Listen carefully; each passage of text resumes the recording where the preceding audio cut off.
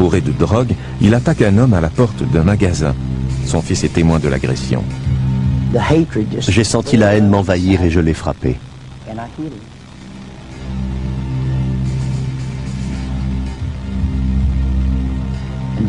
Il s'est relevé en tenant un tesson de bouteille et il s'est mis à me poignarder.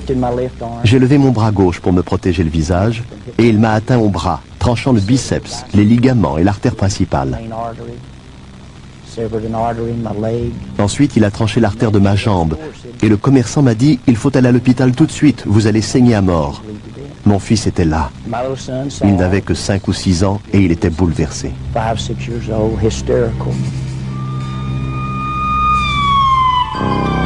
Quelques minutes plus tard, affalé au fond d'une ambulance, Reagan meurt et se retrouve aux portes de l'enfer.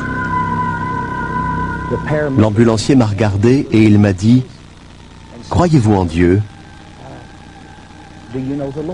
Je ne savais même pas de quoi il parlait.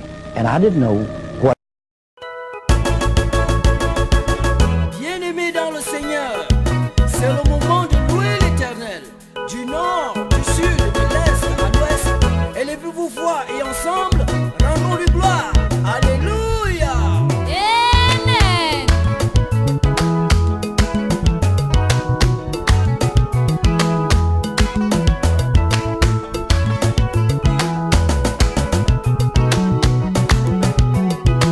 Seigneur, merci, vraiment merci, immortel Rédempteur, vraiment merci. Seigneur, merci, vraiment merci, immortel Rédempteur, vraiment merci. Seigneur, merci, vraiment merci, immortel Rédempteur, vraiment merci. Seigneur, merci, vraiment merci, immortel Rédempteur, vraiment merci. Au Dieu des miracles, merci. Yahweh Shammah, merci. Omniscient Dieu, merci.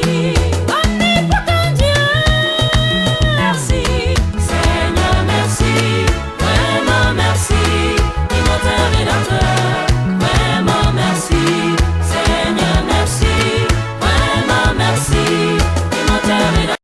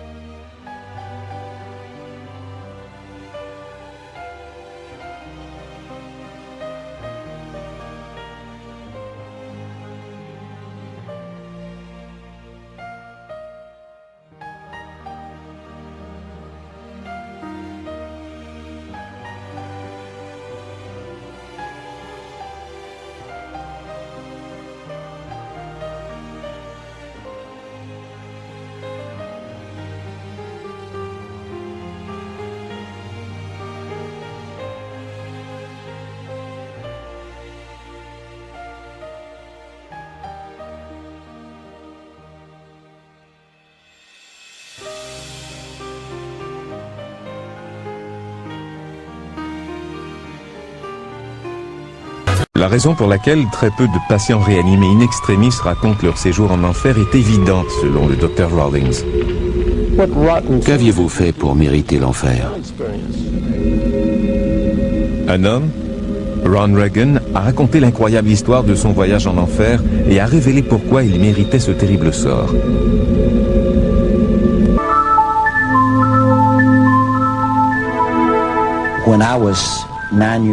À l'âge de 9 ans, je vivais dans les montagnes du Tennessee. Nous étions très pauvres. Mon père n'était pas religieux, il était alcoolique et violent. Il passait son temps à crier, à jurer et à nous battre.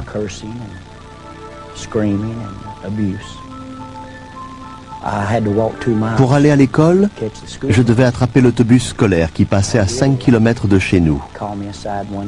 Un jour, une dame veuve m'a arrêté au passage et m'a dit « J'ai un cadeau pour toi ». C'était un petit agneau. Nous sommes devenus vite inséparables. Le matin, il marchait à mes côtés et l'après-midi, il m'attendait près de l'arrêt d'autobus, jusqu'à ce qu'un jour, il manque à l'appel. Quand je suis arrivé à la maison, mon père changeait un pneu en jurant. J'ai vu mon agneau en sang à côté de lui. Il l'avait tué avec le cric. Il le lui avait plongé dans le corps. J'avais 9 ans. Je me suis mis à crier. Je me suis sauvé dans les collines en hurlant. Il a tué mon agneau.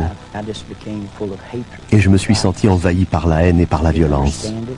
Je ne comprenais plus rien à la vie. À l'âge de 12 ans, je faisais des fugues et j'avais un dossier aux services sociaux. À 15 ans, j'étais détenu pour homicide involontaire dans un centre d'éducation surveillée.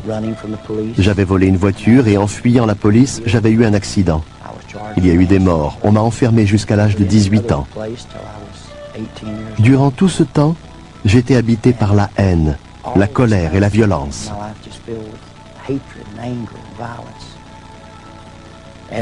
Entre-temps, j'ai tout de même fait la connaissance d'une jeune fille, Hélène. Personne ne voulait de moi à cause de mon caractère violent. Mais elle aperçut un autre aspect de moi. Et en 1964, nous nous sommes mariés. Elle avait 15 ans et moi 17. Nous n'avions pas d'argent, pas de travail, nulle part où habiter. Alors nous sommes partis à l'aventure.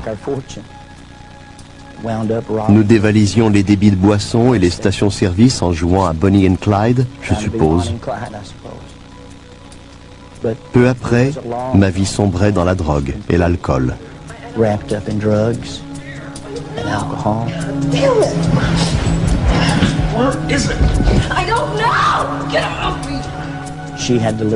Elle m'a quitté à cause des sévices que je lui infligeais.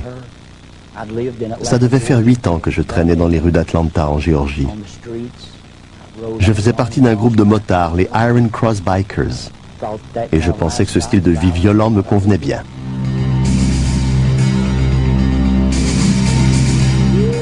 Grandma! Grandma! Come on! Come on! Get this way! Get this way! Get this way! Come on! Come on! Yeah, I know. Grandma!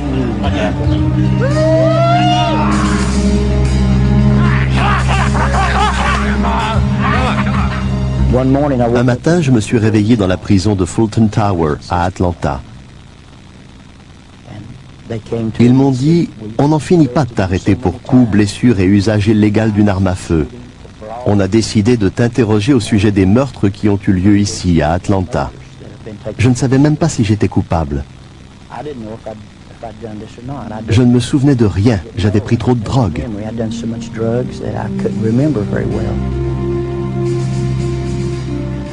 Le lendemain, tandis qu'on l'amène au tribunal, il s'enfuit par une porte dérobée et prend l'autobus jusqu'à Knoxville. Il se réfugie auprès de son ex-femme et de son fils de 6 ans. Quelques jours plus tard, bourré de drogue, il attaque un homme à la porte d'un magasin. Son fils est témoin de l'agression. J'ai senti la haine m'envahir et je l'ai frappé.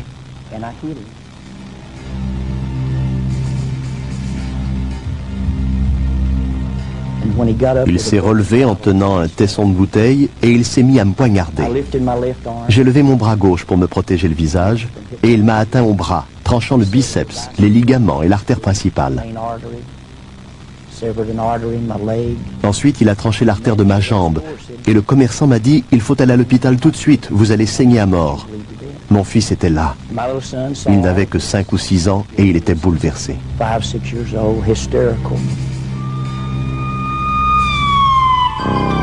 Quelques minutes plus tard, affalé au fond d'une ambulance, Reagan meurt et se retrouve aux portes de l'enfer. L'ambulancier m'a regardé et il m'a dit « Croyez-vous en Dieu ?» Je ne savais même pas de quoi il parlait. Sir, do you know the Lord? Jesus? I don't know any Jesus. You better talk to him. He's in a serious condition. Damn you! And in a matter of minutes, L'instant d'après, j'étais au milieu des flammes, burst into flames. comme si l'ambulance avait soudainement explosé. And all around me, I could smell Je sentais l'odeur du feu, like an ou plutôt un mélange de soufre et de fumée. J'entendais des cris. Au bout d'un moment, j'ai eu l'impression de survoler les flammes. Et je me suis retrouvé au-dessus d'un petit lac entouré de falaises.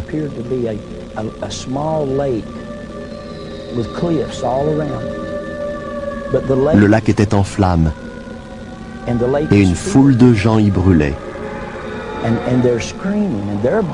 Ils brûlaient et hurlaient. Tout à coup, leurs visages se sont rapprochés et j'en ai reconnu quelques-uns.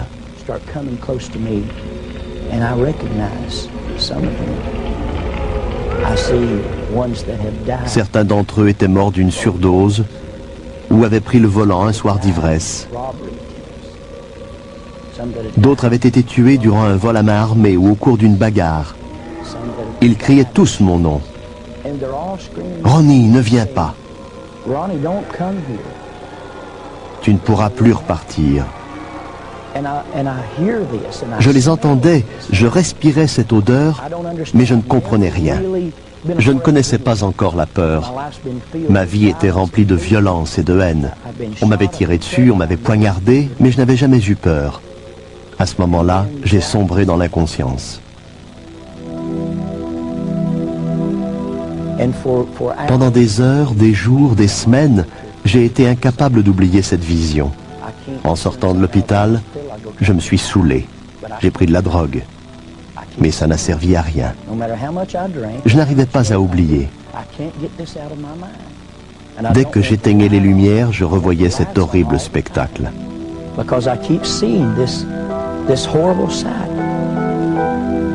Le lendemain, sa femme le convainc de l'accompagner à l'église. Un homme a pris la parole. Je ne connais rien à la religion, mais il s'est mis à lire l'Évangile selon Saint Jean, chapitre 1, verset 29. Voici l'agneau de Dieu qui ôte le péché du monde. Il aurait pu lire n'importe quoi d'autre et je n'y aurais rien compris. Mais quand il a dit ça, je me suis souvenu de mon agneau.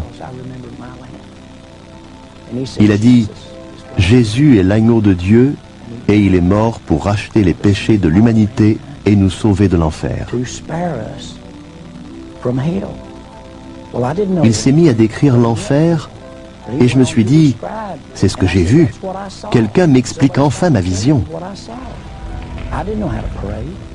On ne m'avait pas appris à prier. J'étais impie. Mais j'ai dit, mon Dieu, si vous existez, si Jésus existe, et que vous essayez de communiquer avec moi, par pitié, tuez-moi ou guérissez mon âme.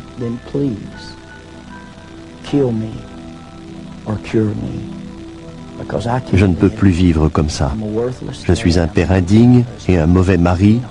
Je n'arrive même pas à garder un emploi. Par pitié, tuez-moi ou guérissez mon âme. Ce matin-là, j'ai pleuré.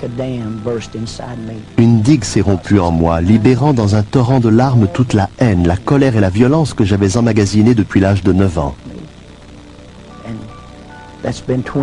J'ai aussitôt éprouvé le besoin de raconter mon histoire à tous ceux qui voudraient l'entendre. Ça fait 22 ans que je la raconte. Today, I'm still telling the story. Vêtu de gloire, le Fils de l'homme reviendra. Ouais. Et on l'appellera le lion de la tribu de Juda. Vêtu de gloire, Adonai viendra, oh ouais, et on l'appellera le lion de la tribu de Juda. Et ce jour-là, on dira, Alléluia, Alléluia, Alléluia.